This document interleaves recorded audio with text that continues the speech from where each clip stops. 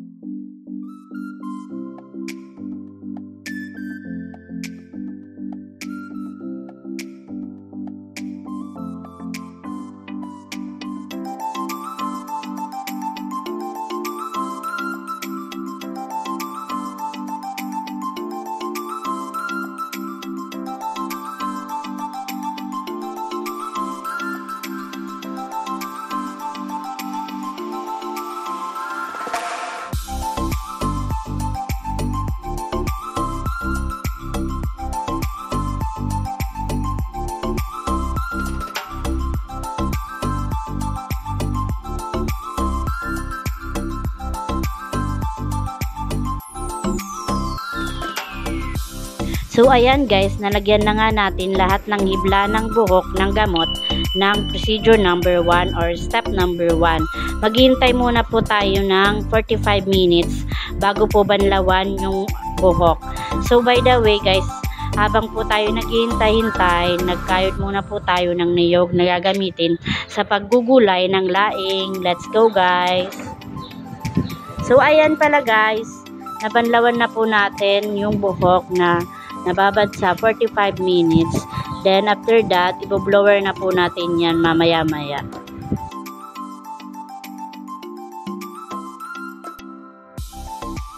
So ayan, magbo-blower na po tayo guys. Kailangan po natin maggamit ng blower para mas madali pong matuyo ang buhok. Kasi pag hindi po yan tuyo, hindi po yan pwedeng lagyan ng gamot ng procedure number 2.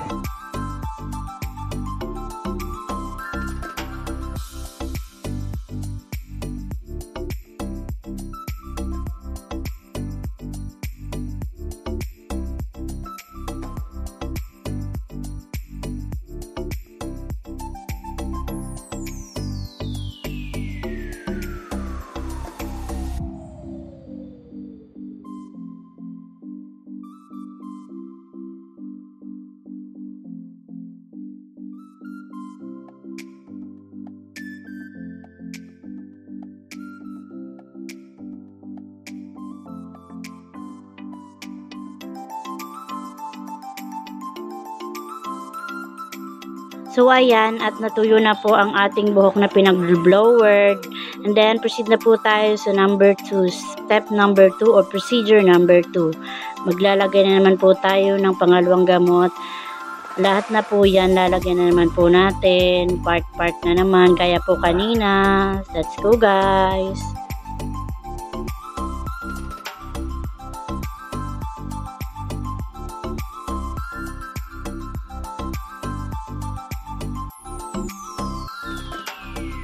Nakalimutan ko nga po palang i-mention kanina na pag maglalagay po tayo ng gamot, kailangan po natin gumamit ng gloves, hand gloves, para hindi po malagyan ng kamay natin ng chemical at hindi po magsugat-sugat ang ating kamay.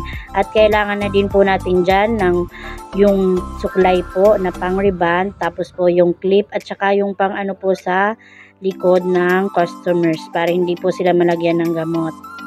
At meron din po dyan yung sa pinaglalagay sa tainga po, para hindi po malagyan ng gamot yung tainga po nila.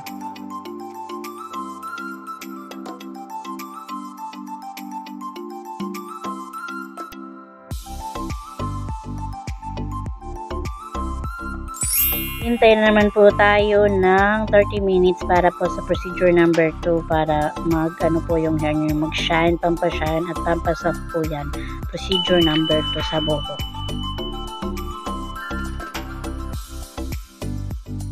Wow! Woo!